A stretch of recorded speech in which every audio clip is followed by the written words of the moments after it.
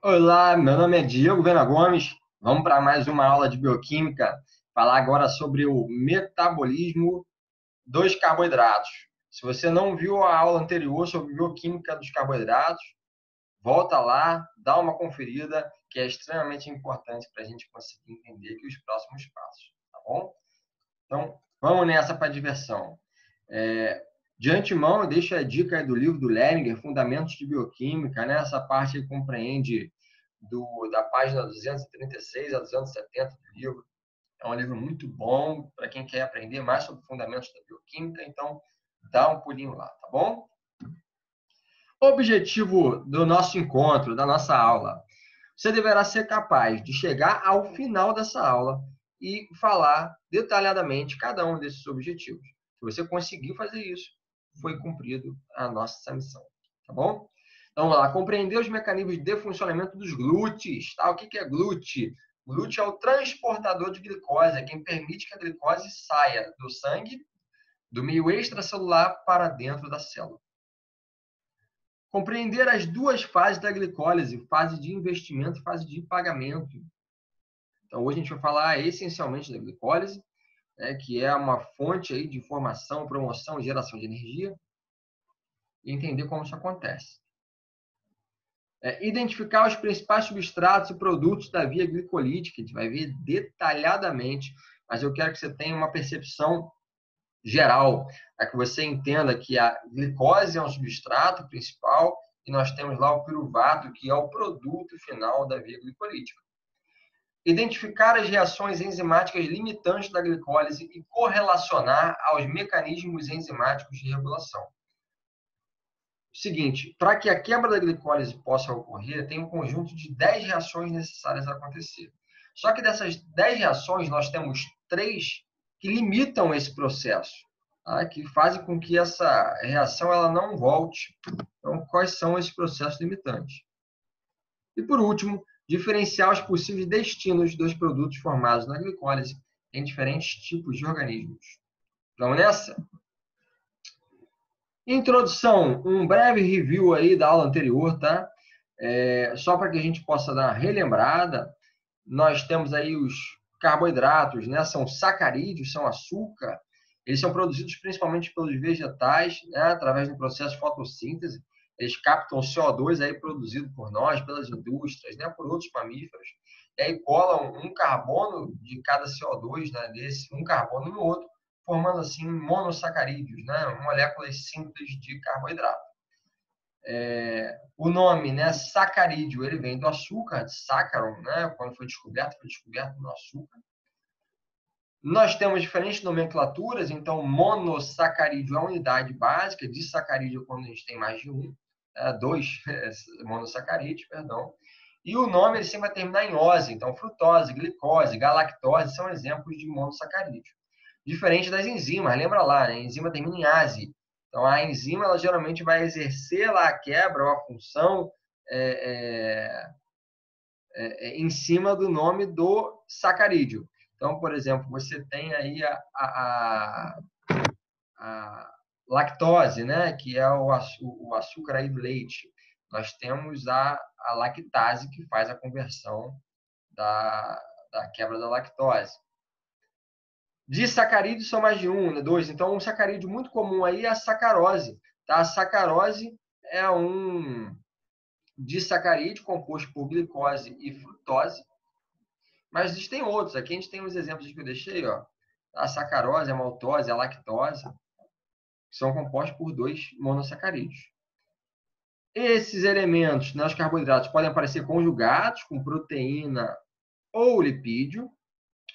E quando a gente tem um elemento muito grande, são mais de 20 monossacarídeos juntos, a gente chama de poli, né? Muitos polissacarídeos.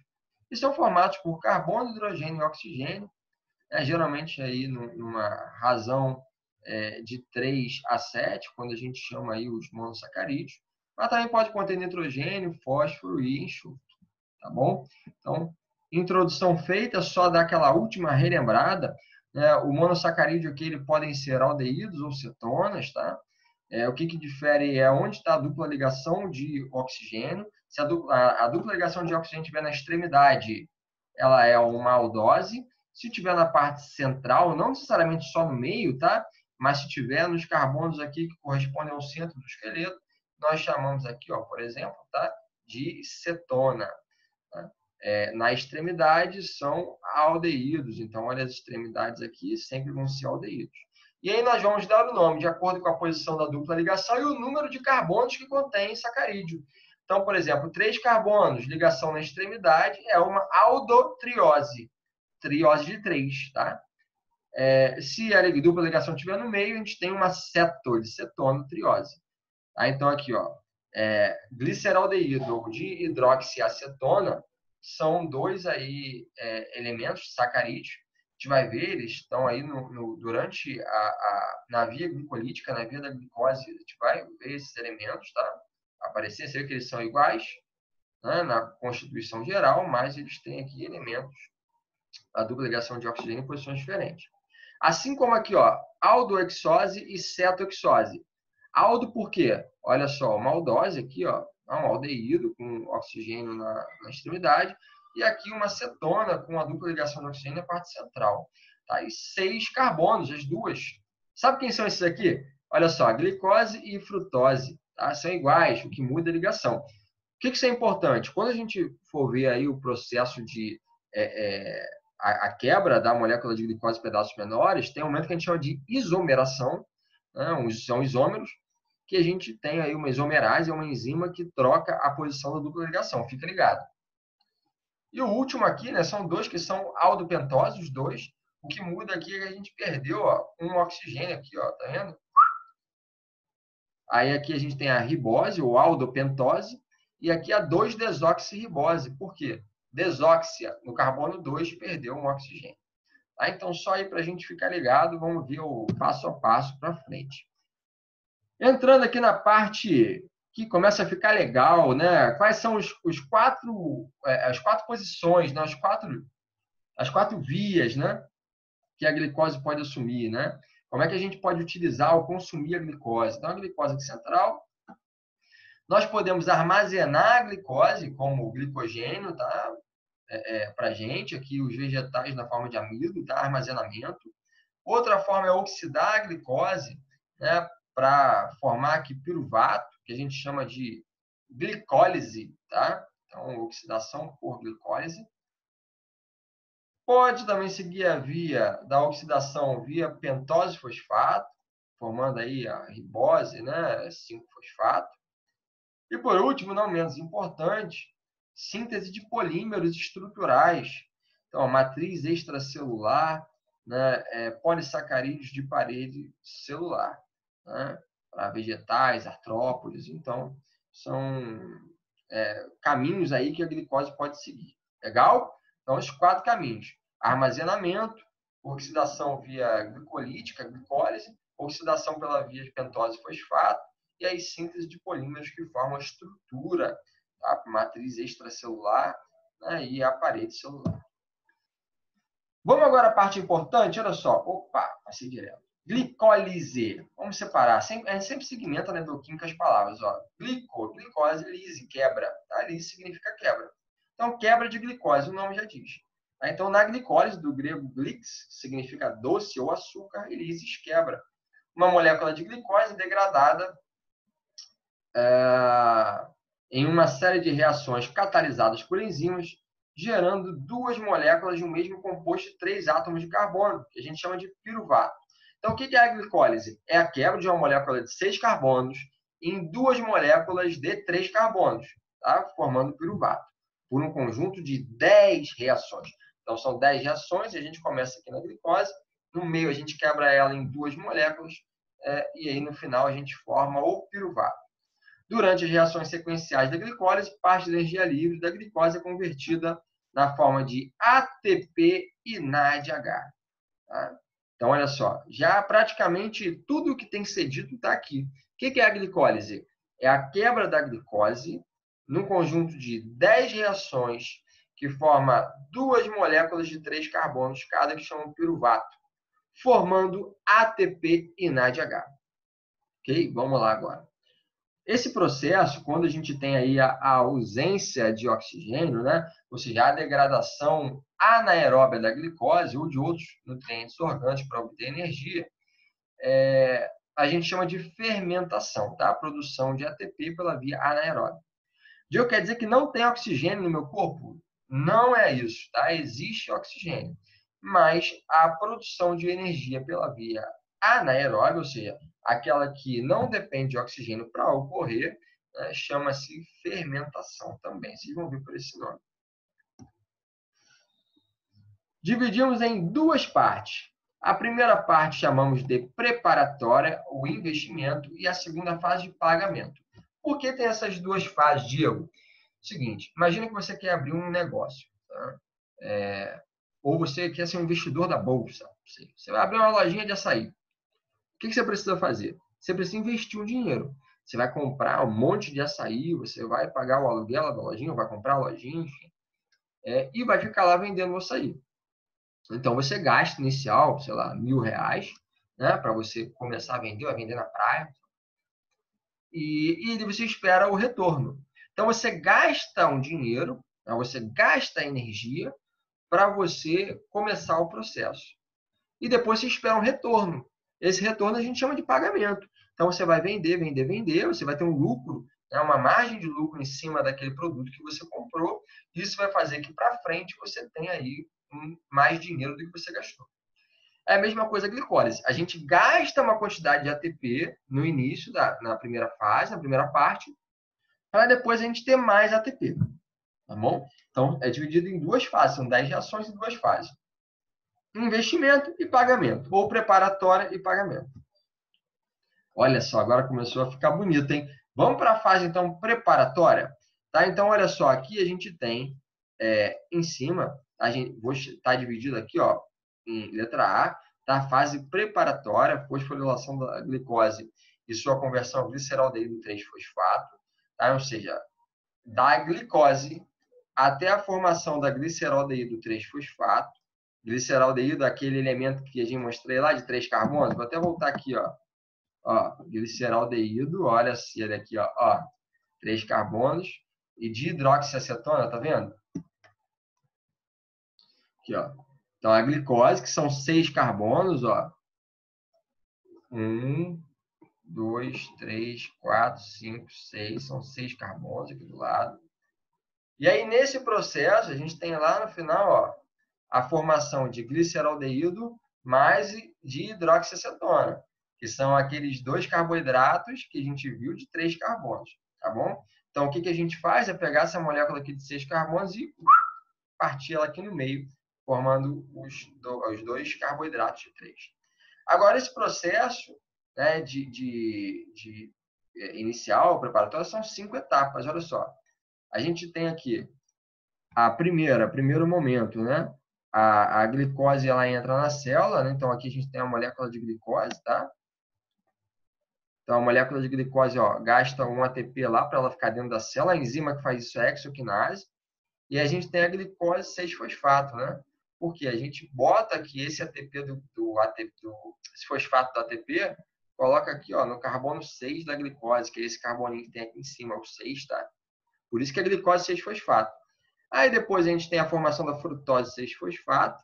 Tá? O que é a frutose 6-fosfato? Lembra? Da glicose para a frutose. Qual é a diferença? É o ponto da dupla ligação, né, de oxigênio. Então, na glicose, a gente tem a dupla ligação na extremidade, né, e na frutose, a gente tem lá o oxigênio na parte central. Então, olha só o que acontece. A gente tem aqui uma isomeração, tá? Se torna um isômero.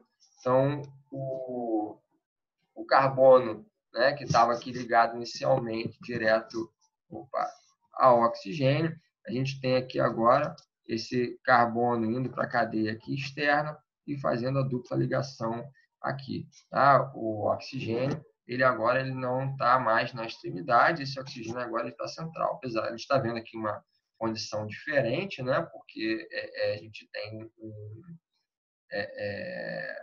a gente tem uma conformação diferente daquela que a gente viu de forma didática, tá? Mas essa é a ideia. Aqui a gente tem o oxigênio ligado ao carbono da extremidade, tá bom? Ao radical extremo. Então, essa frutose, né, que é formada 6-fosfato, porque o fosfato ele continua aqui ligado ao último carbono, ela ganha aqui mais um fosfato, né, mais um ATP. Quem faz isso é PFK, ou fosfofrutoquinase, ou sinase. Agora eu tenho um fosfato de um lado, outro fosfato do outro lado. O que prepara essa molécula para ser partida no meio. Porque o fosfato é importante para dar energia para a molécula, para que ela fique dentro da célula. Se ela não estiver energizada, ela tem chance de sair. Então, colocou um fosfato ali através da hexoquinase, pum, carimbola ali dentro da célula. Se você, quando você coloca o outro fosfato, né, do outro lado, você permite que os dois lados estejam fosforilados, estejam com energia, e aí você pode fazer aqui, ó, partir ela no meio. Partindo aqui a frutose 1,6-bisfosfato. Por que 1,6? Porque ela tem um fosfato no carbono 1 e tem um fosfato no carbono 6. Né? Então, frutose, né? Porque a ligação de oxigênio aqui está central. Agora, partindo no meio, a gente forma duas moléculas de 3 carbonos. A gliceraldeído 3-fosfato e a dihidroxiacetona fosfato. Tá? São essas duas aqui. Vocês vão ver que elas são iguais. Né? O que muda é que a gente tem um aldeído, o aldeído aqui é a dupla ligação na extremidade, e uma cetona, a dupla ligação aqui no meio. Então, nessa fase aqui, o que a gente faz é transformar essa dihidroxiacetona em gliceraldeído 3-fosfato também. Então, de forma breve, rápida aqui e veloz. E a gente vai para a segunda fase, que é a fase de pagamento, que é a conversão da gliceraldeído 3-fosfato em piruvato. Né? Então, a gliceraldeído 3-fosfato aqui, ó, vai ser transformada lá no final em piruvato.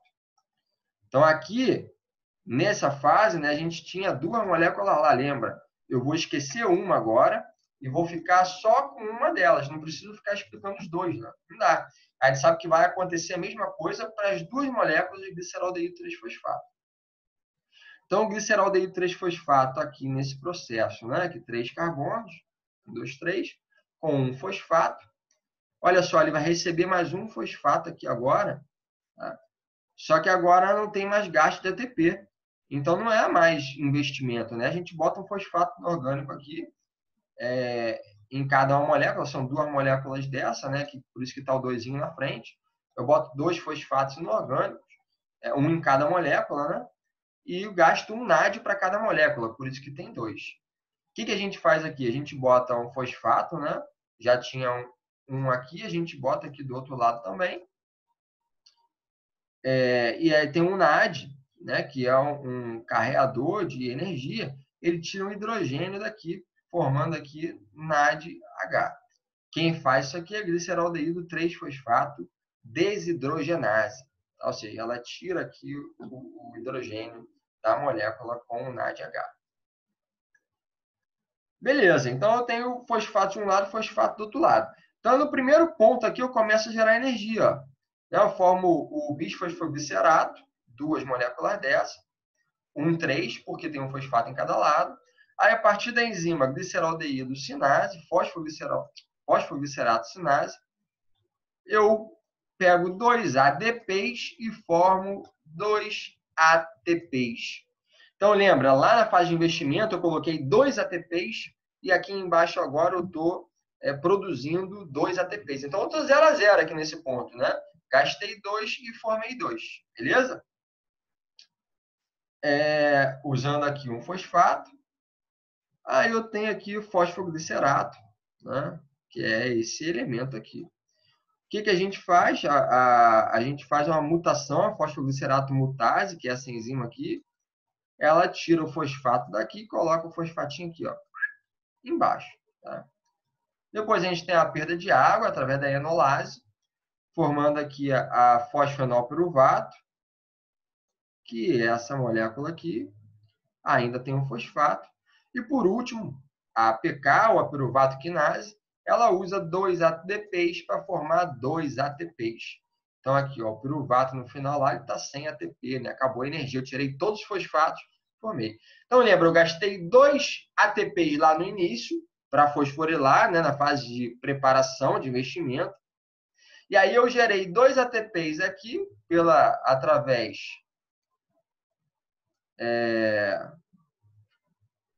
através da fase de pagamento. né? E mais 2 aqui embaixo,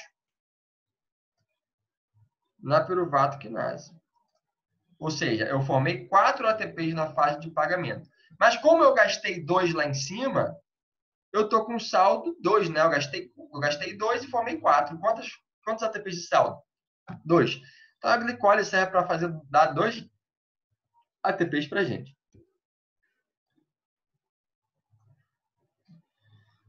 É importante a gente observar aqui os 3 tipos de transformações químicas que são notáveis.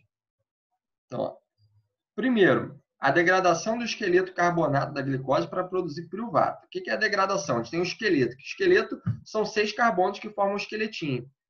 Se eu pego esses 6 carbonos lá que estão colados no outro e parto no meio, né, eu tenho a degradação desse esqueleto. Então, eu parto a glicose em pedaços menores.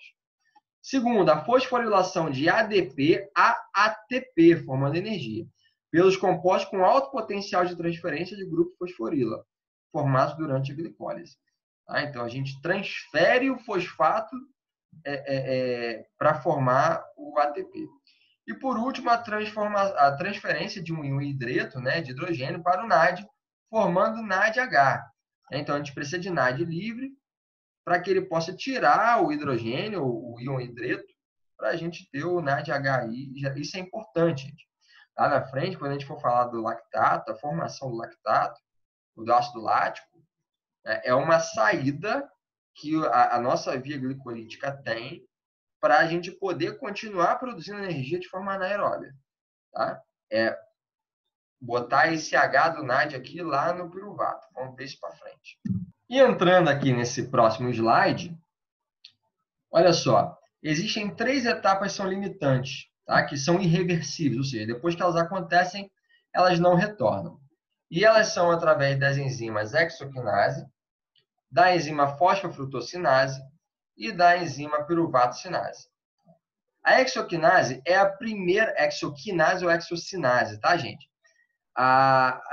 Essa primeira enzima, a hexocinase, ela coloca um fosfato na glicose, permitindo que ela fique energizada e não saia da célula. E aí ela tem uma inibição pelo produto, ou seja, ela para de funcionar logo que uma quantidade significativa de glicose 6-fosfato é produzida. Então, se o produto dela está muito aumentado, que ela produz glicose 6-fosfato, ela permanece inativa até que o nível de glicose 6-fosfato diminua. Tá bom? Uma outra enzima, que é da via também anaeróbia aqui, da fase de pagamento, de investimento, perdão, é a fosfofrutossinase 1, ou a PFK, tá? Que a sua atividade é estimulada pelo ADP, e quando há excesso de ATP, ela é inibida. Tá? Então, se tem muito ADP, ela é estimulada, a sua atividade aumenta. Quando tem excesso de ATP, ela diminui. Então, ela não vai gastar energia lá se a gente tem aí uma quantidade muito grande de energia na célula, não tem necessidade de fazer esse investimento. E, por último, a piruvato quinase, ou a PK, em altas concentrações de ATP, estado energético elevado também, a afinidade da sinase do piruvato pela fosfenol piruvato é relativamente baixa. A velocidade da reação será igualmente baixa em concentrações normais de fosfenol piruvato. Ou seja, no estado energético também elevado, ela também fica diminuída. Então, são as 3 enzimas limitantes, a hexoquinase, a fosfofrutossinase, ou PFK, e a piruvato-sinase. Vamos ver com mais detalhe agora aqui? As 10 etapas. Então, são 10 etapas, né? Aqui está as 10 etapas bem de forma geral. Vamos ver uma a uma aqui para a gente poder entender melhor. Primeiro ponto, a fosforilação da glicose, né? Através da hexoquinase. Então, a hexoquinase é a primeira enzima, a glicose foi sinalizada, entrou lá na célula, você tem a enzima hexoquinase que coloca um fosfato. Então, aqui é a molécula de glicose, tá? Você vê por que é a glicose. Olha só, dupla ligação aqui na extremidade, né? Então, você sabe que é um aldeído. E aí a gente tem o ATP, né? Que é utilizado pela hexoquinase, e a gente retira um fosfato, adenosina trifosfato. A gente pega um fosfato, se torna adenosina difosfato, é um produto, né? E aí a gente coloca aqui, ó, no 6º carbono da glicose, um fosfato. Por isso que é glicose 6-fosfato, tá? Bom, não dá para colocar aqui no primeiro, tá? Porque é um grupo carbonila com a dupla ligação e não pode ser fosforilado. Por isso que é no 6º carbono. E aí a gente passa pelo primeiro processo, que é um processo de isomeração, que é a fosfoexose isomerase. Aí essa enzima, o que ela faz? Ela pega a glicose 6-fosfato e ela pega essa dupla ligação que está na extremidade da glicose e bota na parte central. Então deixa de ser um aldeído e se torna uma cetose. Nesse caso, essa molécula com 6 carbonos e a dupla ligação de oxigênio central, uma cetose, uma cetona, forma aqui uma frutose. Lembra lá do que a gente falou no início, na aula passada? Né? A dupla ligação aí no meio do esqueleto é uma frutose. Frutose 6-fosfato. Legal? Isso é importante para as próximas etapas 3 e 4. Por quê? Como o fosfato ele não pode se ligar aqui se a gente tiver o grupo carbonila, né? A gente não consegue colocar um outro fosfato aqui para deixar essa molécula energizada. A gente vai entender por quê. A gente precisa ter um fosfato de cada lado, porque a gente vai dividir essa molécula no meio e ela tem que estar energizada. Por isso que ocorre essa isomeração. Isomerização. Né? O que é isomerização? É manter a molécula, você só troca de posição. Né? A dupla ligação sai da extremidade para o centro, e assim como a hidroxila. E aí, em fase 3, a gente tem a fosforilação, né? A outra fosforilação pela PFK, que é a enzima limitante também, assim como a hexoquinase, que é a fosforilação, tá, gente? Fosforilar é colocar um fosfato aqui no carbono, que é o carbono 1. Então, como é uma frutose, né? Frutose 1,6-bisfosfato. Bis porque são 2 fosfatos. Um no carbono 6, outro no carbono 1. Tá? Porque a partir daqui agora a gente pode cortar essa molécula no meio. Ela vai ter um fosfato de cada lado e não vai ser perdido. Tá bom? E a gente vai para a etapa 4. Qual é a etapa 4? É a lise. O que é a lise? Lise é quebra. Tá? É a quebra da glicose formando aí 2 moléculas de 3 carbonos.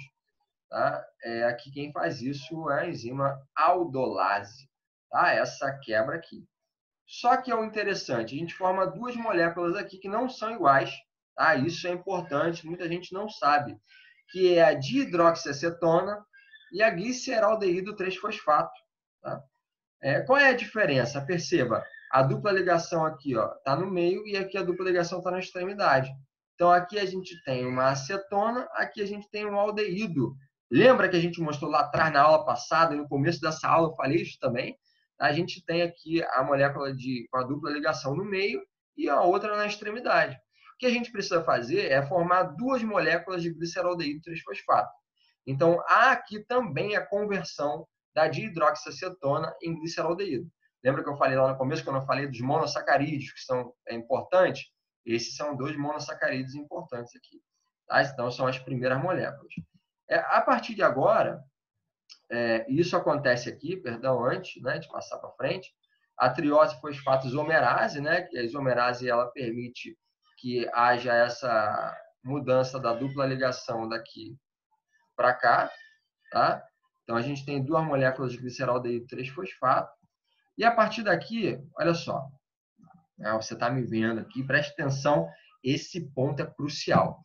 Até agora, é importante a gente ter esse conhecimento, mas a partir de agora, para que você não faça a confusão que todo mundo faz, olha só, essa é a dica, esse é o detalhe aqui, chave de ouro para você não gerar confusão para frente e ser diferenciado aí de todo mundo que vai falar de via glicolítica.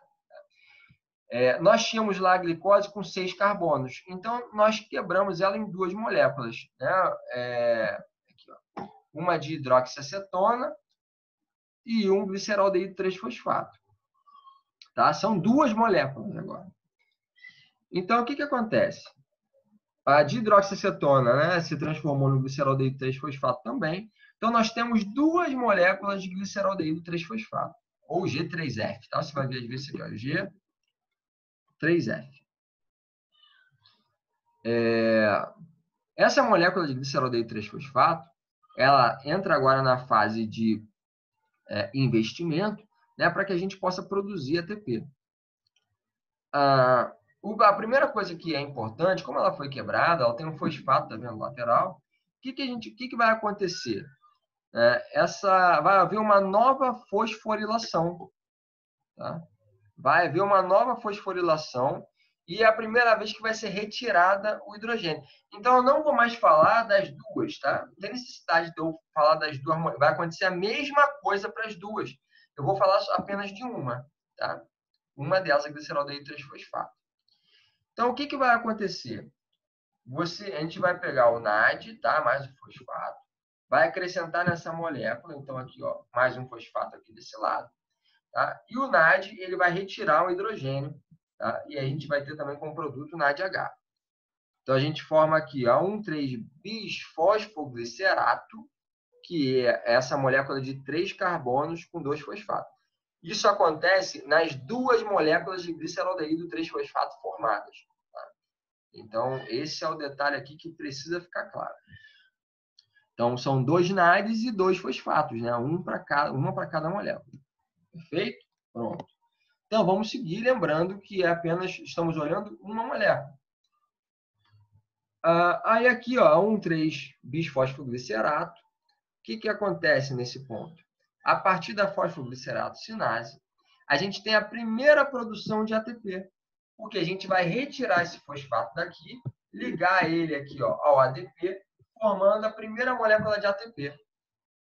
Só que são duas moléculas, lembra? São duas, uma de cada lado.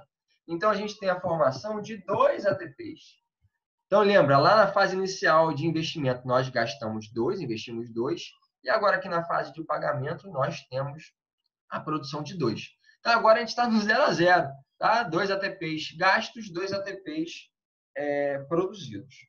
Tá? Então, temos essa molécula fosfoglicerato com um fosfato aqui no carbono 3, por isso que é 3-fosfoglicerato. Aqui estava no carbono 1, lá foi utilizada para gerar ATP. Aí vamos para a 8ª etapa, que é a transferência do grupamento P, tá? É pela fosfoglicerato mutase. Ela faz a mutação, ela só tira esse fosfato daqui, né? Esse grupamento daqui passa para cá, para a parte central. Por isso que é a mutase. Tá? Então, a gente tem, em vez da 3-fosfoglicerato, a gente tem a 2-fosfoglicerato. Tá? Indo aqui para o final, para a última etapa. E aí, a gente faz aqui uma desidratação, ou seja, tira uma molécula de água. Né? E essa desidratação, ela permite a fosforilação, né? O grupo fosforila, para a transferência aqui para o ADP na próxima etapa. Então, a gente tem a formação da fosfenolpiruvato. Tá? Para a última etapa, a gente poder aqui captar esse fosfato, né? Colocar ele ao ADP, formando mais 2 moléculas de ATP nessa etapa final. Tá? Ou seja, para cada um. Então, nós geramos, a gente estava no 0 a 0, formamos mais 2 nessa última etapa, 1 ATP para cada molécula remanescente de 3 carbonos. Então, a gente tem aí 2 ATPs de saldo. Olha só como a glicólise é longa, né? E isso vai ser muito importante para você entender por que você é limitado para fazer exercício, tá? Em alta intensidade. Você tem um conjunto de 10 reações que precisa te gerar energia de forma muito rápida. Tá? Então, a gente tem aqui a geração de 2 ATPs e a molécula de piruvato, lá afinal, piruvatão formado, tá desenergizado, não tem mais fosfato nenhum, não tem mais como tirar a energia dele livre. Tá bom? Então, acabou aqui a glicólise, que é um conjunto de 10 reações que tem um saldo de 2 ATPs e forma 2 moléculas de piruvato. São divididos em 2 etapas. A primeira etapa é a etapa de investimento, que você investe 2 ATPs, e a segunda etapa é a etapa de pagamento, que você gera 4 ATPs. Como saldo final, você tem 2 ATPs produzidos. Ok? Então, aqui para a gente ter essa visão macro, né? Aqui a fase preparatória, a fase de investimento, onde a gente gasta aqui, ó, 2 ATPs. Tá? Então, aqui a enzima hexoquinase, né? Aqui a fosfofructosinase, a PFK. Lembra que são as 2 enzimas que são irreversíveis. A hexoquinase ela é controlada pela quantidade de glicose e fosfato, 6-fosfato. Quando tem muita glicose e 6-fosfato, ela fica inativa. A fosfofrutossinase, quando você tem a concentração muito alta aí de ATP, você também tem uma diminuição da atividade dela, né, que impede que isso vá para baixo. E aí, quando acaba essa fase preparatória, você tem aqui, ó, né, lembra lá gliceraldeído 3-fosfato, são duas moléculas de 3 carbonos, e aí a gente começa a ver aqui individualmente para o outro lado, que é a fase de pagamento, né? Então, você vai ver aqui que você tem a formação de 2 ATPs aqui nesse ponto, um para cada molécula, né? Essa molécula aqui forma 1, a outra molécula de gliceraldeído, né? Ela forma 1 também, né? Ou a bisfosfoglicerado. E aqui no final você tem mais 2 moléculas de ATP formadas. Então, aqui você gasta 2 ATPs, aqui você forma 4 ATPs. Então, de saldo, um conjunto de 10 reações, você tem 2. Então, olha só como é que fica a fase. O que é a glicólise? É a quebra da glicose em piruvato, num conjunto de 10 reações, 1, 2, 3, 4, 5, 6, 7, 8, 9, 10, dividido em 2 etapas ou 2 fases, uma preparatória ou de investimento e a outra de pagamento, gerando um saldo de 2 ATPs. Acabou. É isso que é a glicólise. E aí, para a gente ter o entendimento final, quais são os 3 destinos catabólicos possíveis do piruvato, tá? Que é formado na glicólise. E aqui também é um detalhe importante para você. Olha só, você tem a glicose, um conjunto de 10 reações sucessivas, formando 2 moléculas de piruvato. Para onde esse piruvato pode ir?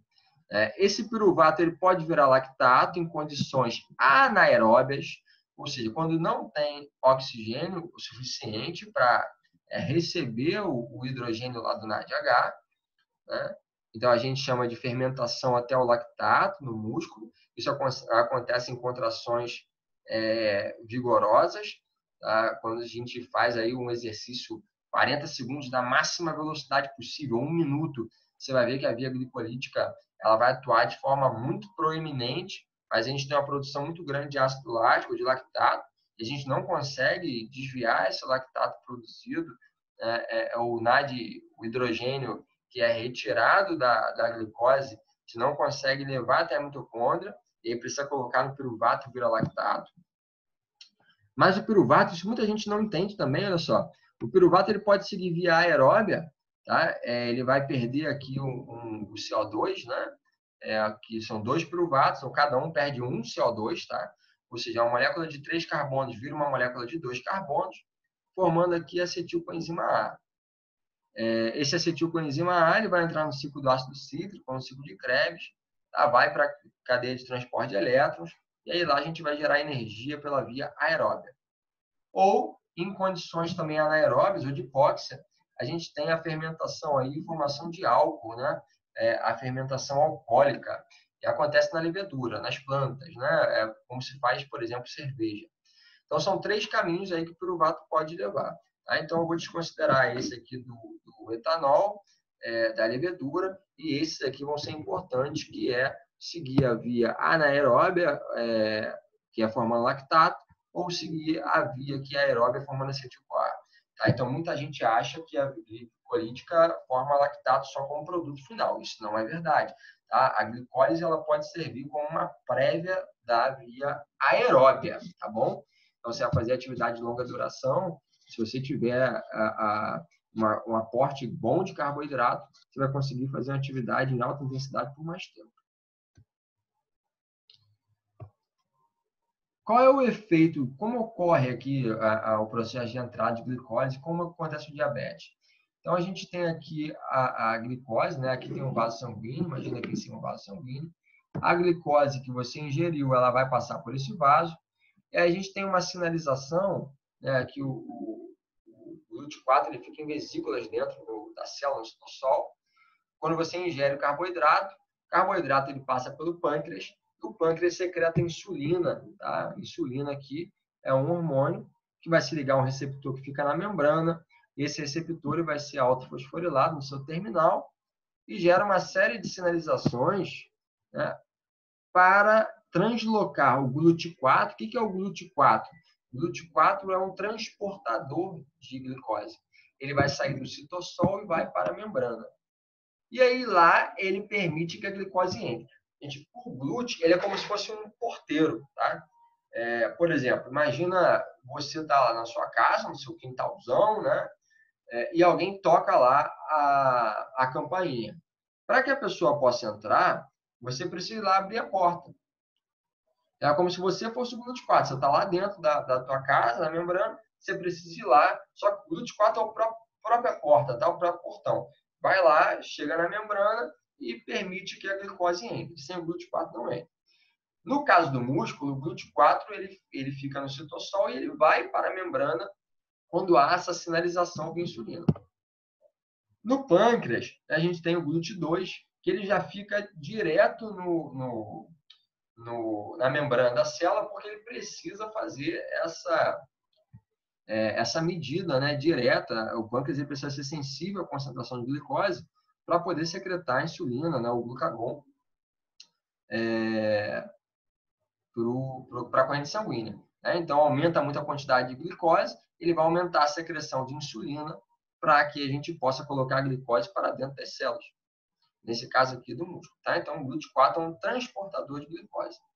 E aí, a glicose, depois que entra, ela precisa ser fosforilada. Quem faz isso é a enzima hexoquinase, para que ela siga via aqui, forme glicose 6-fosfato, siga via glicolítica e gere piruvato, tá? Que é o produto final, conjunto de 10 reações. O que acontece no diabetes tipo 1, por exemplo? Diabetes tipo 1, ele não produz insulina, né? Ele tem aí uma deficiência na produção de insulina.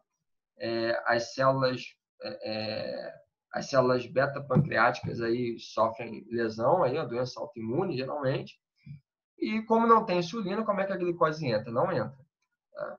E aí, o que o diabético faz? Ele começa a captar a gordura aqui, né?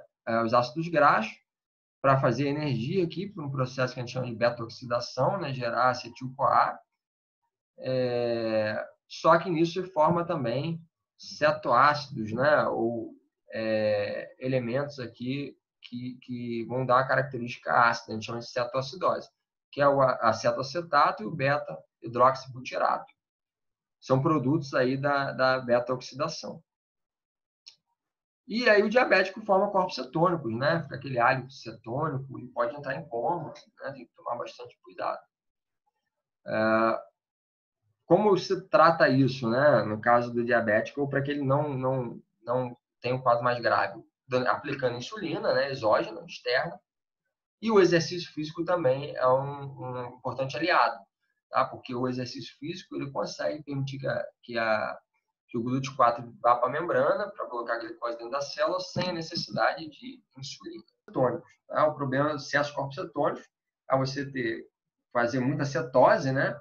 Ou cetoacidose, que é um quadro grave aí que pode levar a óbito. Aqui é o que a gente não deseja para os nossos pacientes, para os nossos clientes, para os nossos alunos. Tá? Então, alguns problemas que podem ser gerados aí, aumento da aterosclerose, placa de ateroma, cegueira, dano nos nervos, doença renal, são os principais quadros aí que podem ocorrer com a diabetes não controlada, quando você tem um aumento muito elevado de carboidrato circulante no plasma. A forma de tratar é a insulinoterapia, né? Administrando insulina, monitorando a glicose plasmática, a glicose sanguínea, através de dieta saudável e exercício físico regular. Tá? São as formas que a gente tem de ajuste. Tá? Então, aqui o exemplo da insulina, né? A aplicação da insulina, que é o hormônio, como ele não vai ser secretado pelo pâncreas, a gente coloca ele de forma exógena, tá? E ajuda aí ao local. Então, controle da glicemia, né? Eu acho que você já deve conhecer. Você coloca lá, fura a pontinha do dedo, e aí você mede a glicemia, para você não manter a glicemia sempre em valores muito acima do que seria o padrão, o normal. Tá? Isso permite que você controle a dose de insulina, a quantidade de exercício, o tipo de alimento, a quantidade de carboidrato ingerido, tá bom? Então, esse é um videozinho aí didático que ajuda você a entender um pouco melhor esse processo. Para finalizar, vamos aos objetivos, né? Vamos lá. Você deve ser capaz de compreender os mecanismos de funcionamento dos glúteos. Então, quando a gente secreta a insulina, o GLUT4 é um transportador de glicose, a insulina permite que haja uma série de sinalizações via receptor de insulina. O GLUT4 ele vai para a membrana e permite que a glicose entre. Outra forma é através de exercício, que não é insulino dependente. Por isso que é muito importante aí o diabético fazer exercício. Não só o diabético, todo mundo, né? Compreender as duas fases da glicólise, fase de investimento e fase de pagamento. Então, lembrando, a glicólise, já respondendo aqui até a outras perguntas, é um conjunto de 10 reações composto pela fase de investimento, que a gente produz quantos ATPs? Exatamente, 2. E a fase de pagamento, que a gente produz quantos ATPs? 4. Né? E aí permite que a gente tenha um saldo de 2 ATPs. Identificar os principais substratos e produtos da via glicolítica. Então, os substratos principais, quem são aí? São a glicose e o produto, né? Vamos falar o produto final, você gravar as 10 reações, é o piruvato. Né? E como elementos importantes também, a gente tem o ADP como substrato e o ATP como produto também produzido. Identificar as reações enzimáticas limitantes da glicólise e correlacionar aos mecanismos enzimáticos de regulação. Então, a gente viu aí que a hexoquinase é uma enzima importante, que é limitada pela concentração de glicose 6-fosfato. A PFK também é uma enzima aí limitante desse processo da fase de investimento. E a piruvato-cinase na fase de pagamento. As duas últimas são reguladas pela concentração de ATP. Tá? Então, são vias irreversíveis.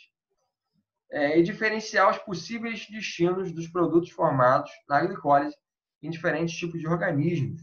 Então, lembra que a fermentação é quando a gente tem aí a via anaeróbia somente, né? A formação de piruvato, que é a ausência de oxigênio, mas que o piruvato ele pode seguir vias diferentes. O piruvato ele pode se tornar lactato, o piruvato ele pode se tornar acetil-CoA, seguir via aeróbia, e o piruvato ele pode seguir aí fazer a fermentação alcoólica, né? Principalmente aí nas leveduras. É isso, aqui acabamos o metabolismo dos carboidratos, explicando um pouquinho da glicólise. Espero que você tenha gostado, que você tenha entendido e nos vemos aí em breve na próxima aula, tá bom? Até logo. Vamos ver agora como é que funciona aí a formação de glicogênio, gliconeogênese, manutenção de glicose plasmática por outras vias.